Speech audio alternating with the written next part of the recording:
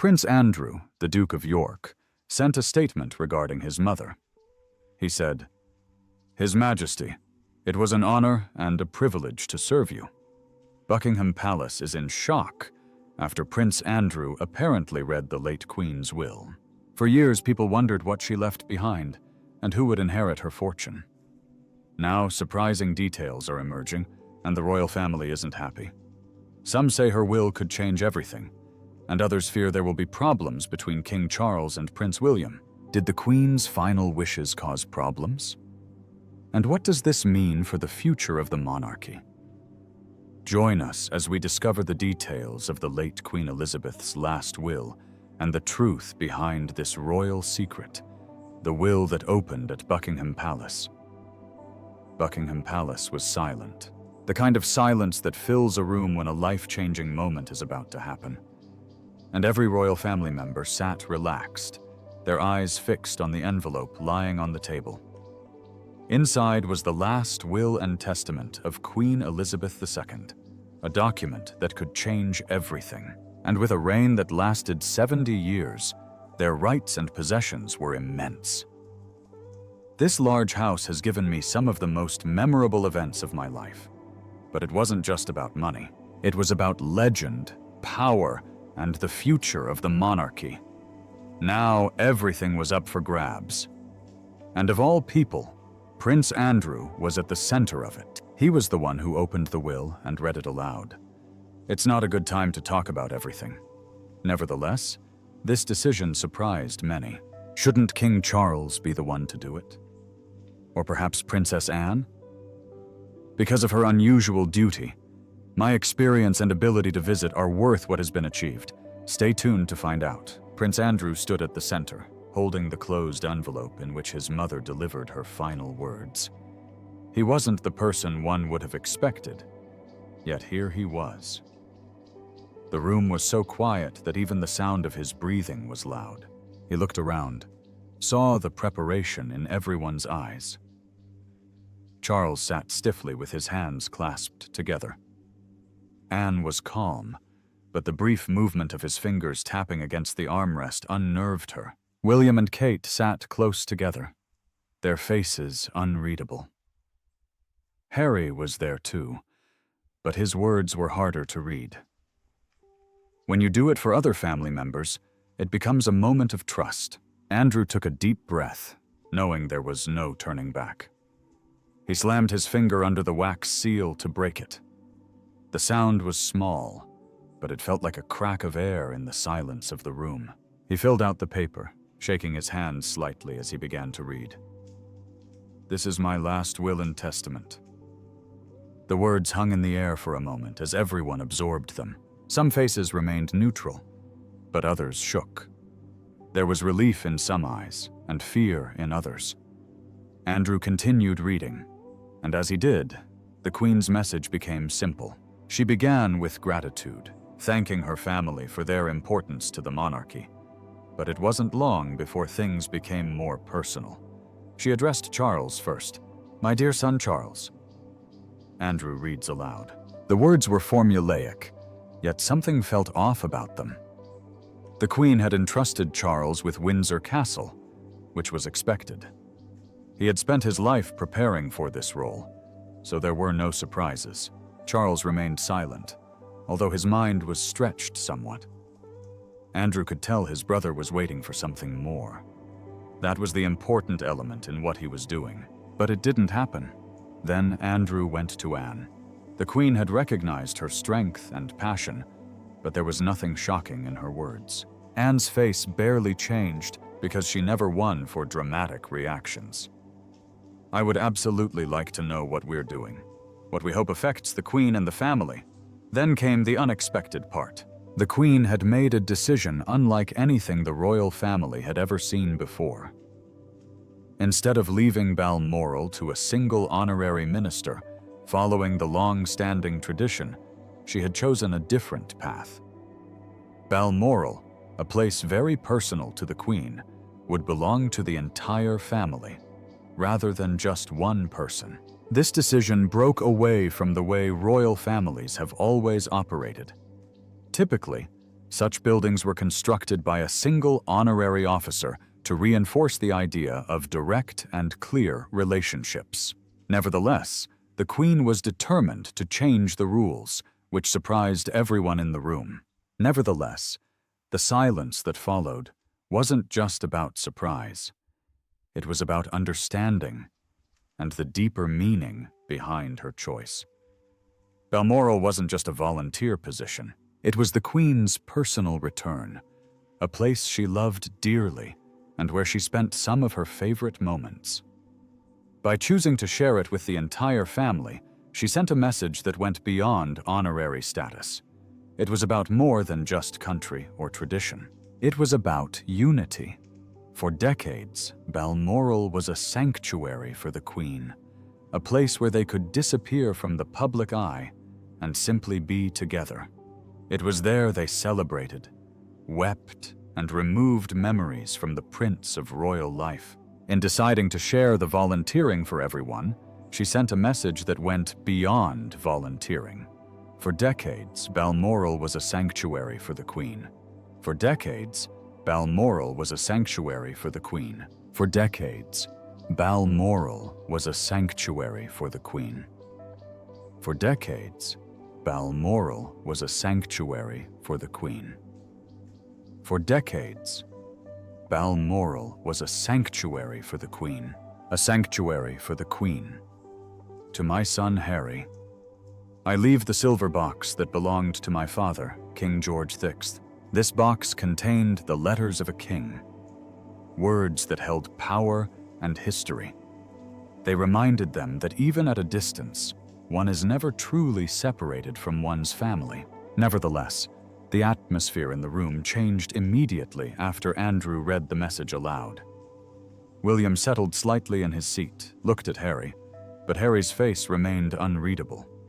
Was this an offer of peace, or was it a message to remind him of what he was far from? No one could tell. Andrew continues reading, but the threat in the room had already taken a new form. The Queen had done what she could to lay out a plan, but it wasn't easy. His decisions were simple, yet they left so many questions behind.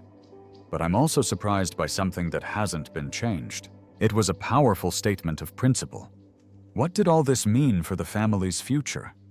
As Andrew reached the end of the will, he felt the momentary ebb. His mother's words had been spoken, but the impact of them had only just begun. Everyone in the room processed what they had just heard. The institution wasn't just about growth. It was about responsibility, expectations, and power, but there was still more to come. And what Andrew discovered next shocked the very large foundation of Buckingham Palace. The will, shocking confusion. The room remained silent as Andrew moved on. The Queen's words carried more weight than anyone had expected. It wasn't just about who ruled what. It was about the future of the monarchy itself. King Charles sat silent. His hands followed, but his face was strained.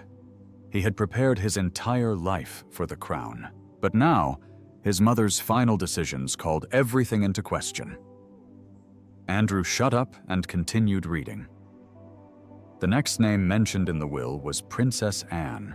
As the Queen's only daughter, everyone expected her to receive something rather insignificant. The Queen always spoke highly of her, and many believed she saw her as a pillar of strength in the royal family.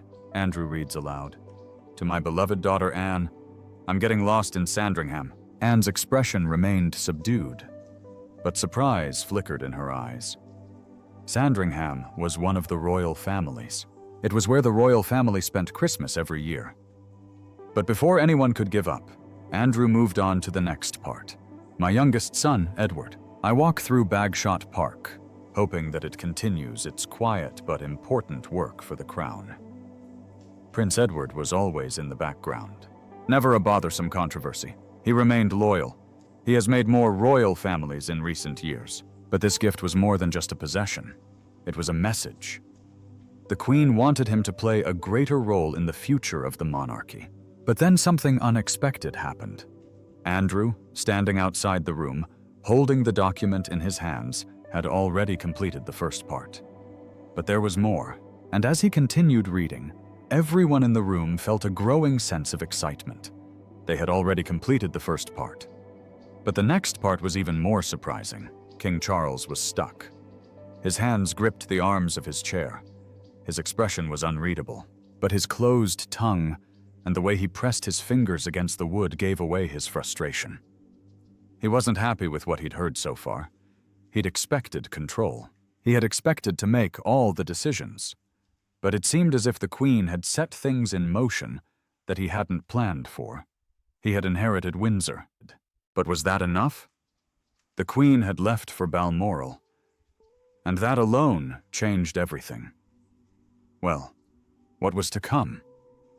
Anne, sitting next to him, was calm and composed, but her mood changed. But it was surprising to notice how people, the word they always used here, she wasn't someone who showed much emotion, but she was surprised when she was assigned to Sandringham. She had spent her entire life serving the royal family, yet she had never expected something so important. It wasn't just a hearing, it was a cue and a responsibility. William, who sat next to Catherine, had a neutral expression, but his eyes were sharp.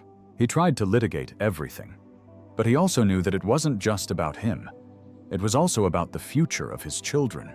He looked at Catherine, and she remained silent. She absorbed every word, knowing that what followed would shape her family's destiny.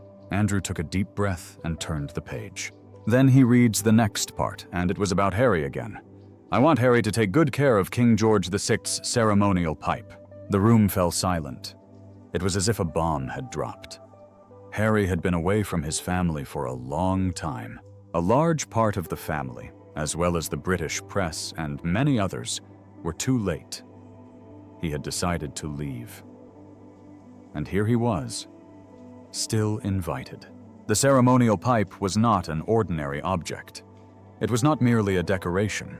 It was a symbol of strength, history, and royalty. It represented the values that had shaped the monarchy for years. And now, the Queen has given it to Harry. William's face was hard. He had tried to stay composed by reading, but it was too much. His hands were tied to his feet, and he fell to hide his anger. Harry left. He had abandoned his royal duties, but he was still being given something so important. William couldn't understand it. Charles was just as unoccupied as his son, William. Their usual composed relationship was fragile. The pipe was a sign of trust, a recognition of duty. But Harry had turned his back on this duty. Wasn't giving him the silver box enough? Why would the Queen give him something so important? Anne, however, remained silent. She had seen many conflicts in the family over the years, and she knew better than to react. But even she couldn't negate the values of this decision. The pipe was more than just a gift. It was a message, and Andrew didn't linger on his whistle for too long as he continued reading, oblivious to the shouts in the room. To my great-grandparents, Prince George and Princess Charlotte, I bequeath not only our family treasures, but also the scholarship I have achieved over the years. Catherine took a deep breath. She had been waiting for this moment. She knew the Queen was always proud of George and Charlotte. But it wasn't just about gifts. It was also about a past business. The Queen didn't just leave them material things. She left them science, evidence, and expectations. She made it clear that they had a role to play in the future of the monarchy. This was bigger than titles or villages. It was about educating the next generation. William also felt the value of this. He was surprised by his past dealings with William and Harry. He didn't just raise his children. He prepared them for something much bigger. The survival of the monarchy depended on them, and the Queen had made sure they understood that. Andrew turned the page. For my great son, Prince Louis, I wrote a letter on his hand. A letter from which you learn, a letter from which you grow. It was a simple letter, yet it had so much meaning. Louis was still young, but the Queen had also thought about it. She knew that one day he would have questions. One day he would need proof, and she had left something for him. Catherine felt a sigh in her chest. The Queen was always thoughtful, but this letter was personal. It was something Louis would hold in his hands one day. He knew his grandmother had written it for him. The room remained silent. Everyone was still processing what they had just heard. But Andrew wasn't finished. Andrew looked around the room before turning the last page. There was one last thing. To my son, King Charles, I am leaving my personal collection of letters, diaries, and personal writings. These are not for the public. These are for you to understand, to reflect, and to remember. Charles blinked. He hadn't expected this. And they see that their future is being completely destroyed. The Queen had left him most of his personal thoughts, the words she never wanted to share with anyone else. These writings contained her fears, her hopes, and her memories of the monarchy. They were the deepest part of her. And now they belonged to him. Charles swam hard. He had prepared his entire life for this. He had waited years to become king. But now, as he reflected on these words, he noticed something. His mother always knew more than she began.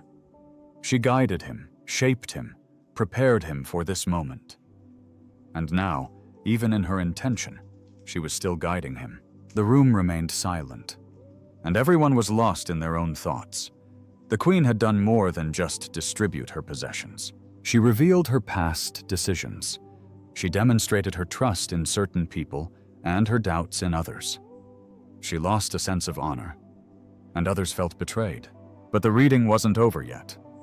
Andrew's voice broke the silence. There was one last part of the will, and that's when the real shock came. The weight of the legend. When Andrew read the last part of the will, the room fell into a deep silence. The weight of the Queen's last words settled over everyone like a quiet storm. Impossible to ignore. The air was heavy, not only with pain, but also with the realization of what had just been said. These weren't just formalities or routine legislative proposals. These were the final wishes of Queen Elizabeth II, a queen who dedicated her entire life to work, service, and the unity of her family and country.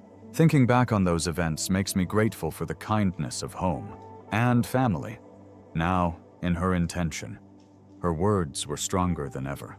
Andrew's hands, still somewhat unsteady, carefully followed the last piece of the will.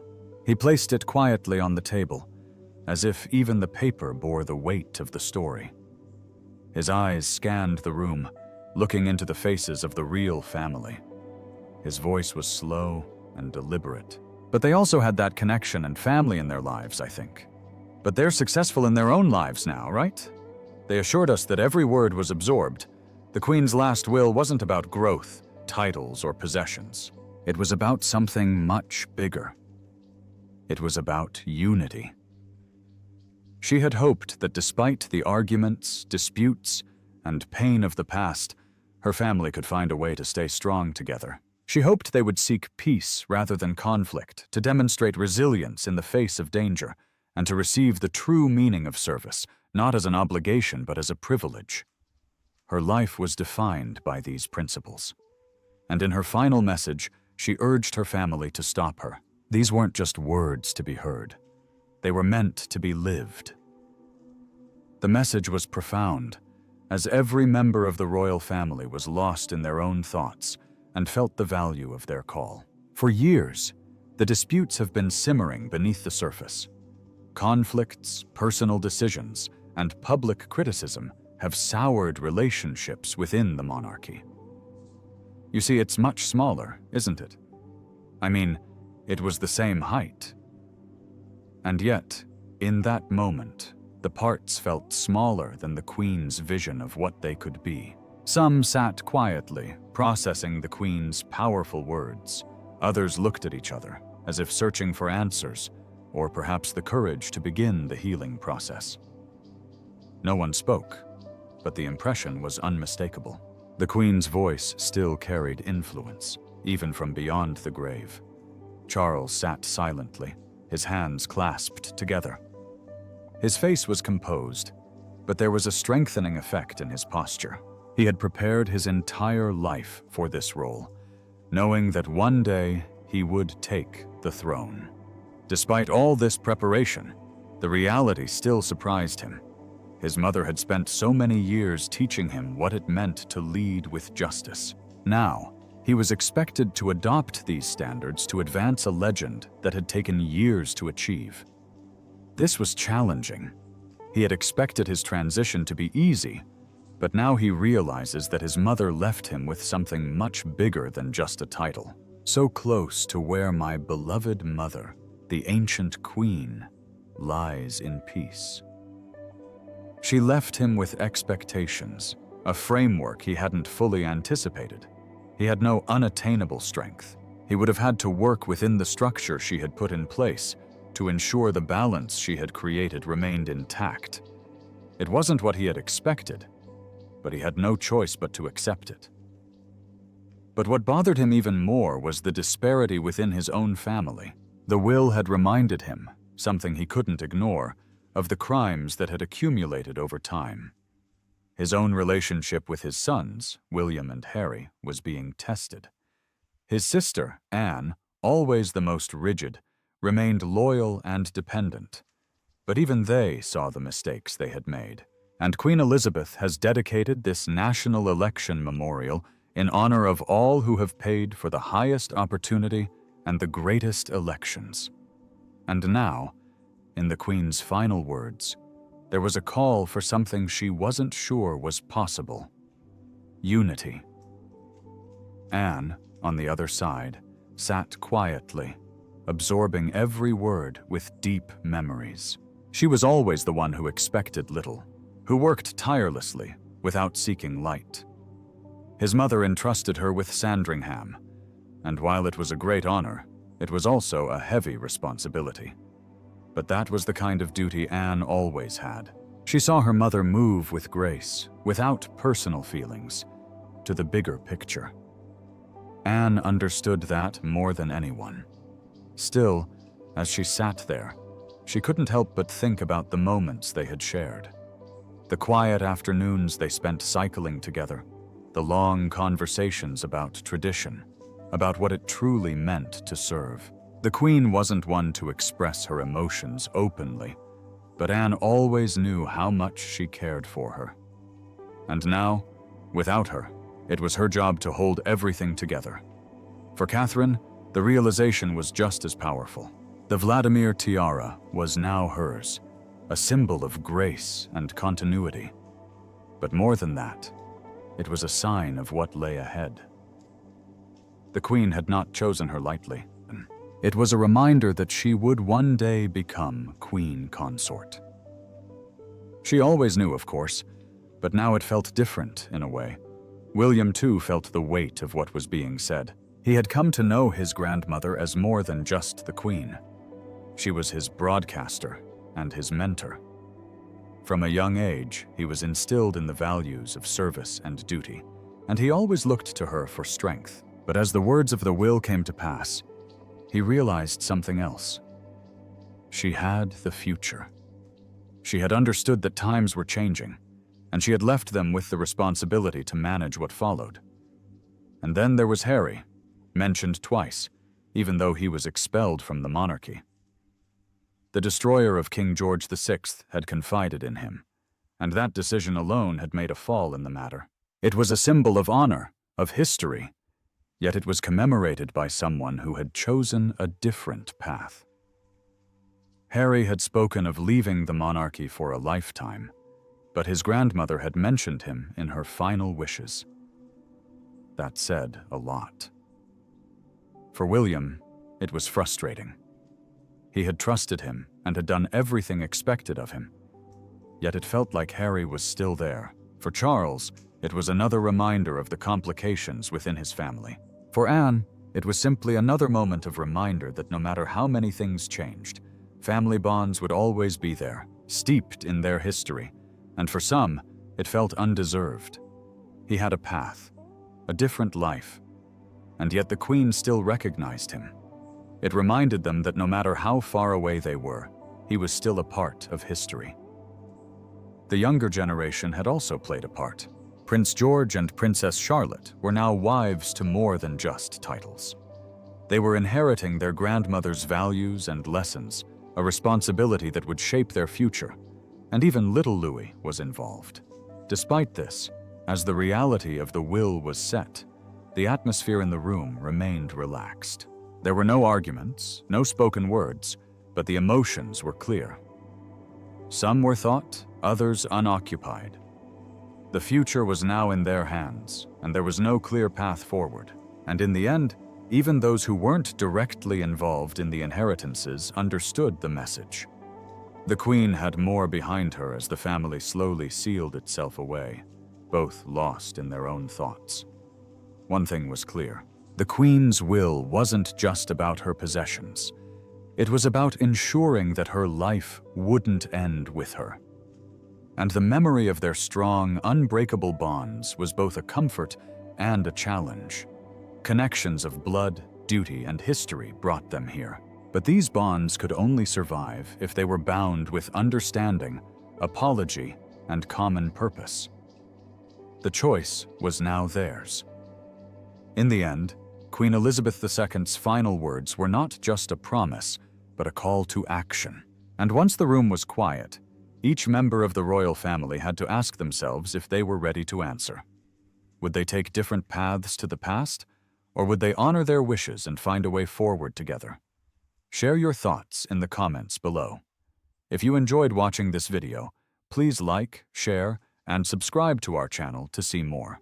Also, click on the next video that appears on your screen, and you will enjoy it.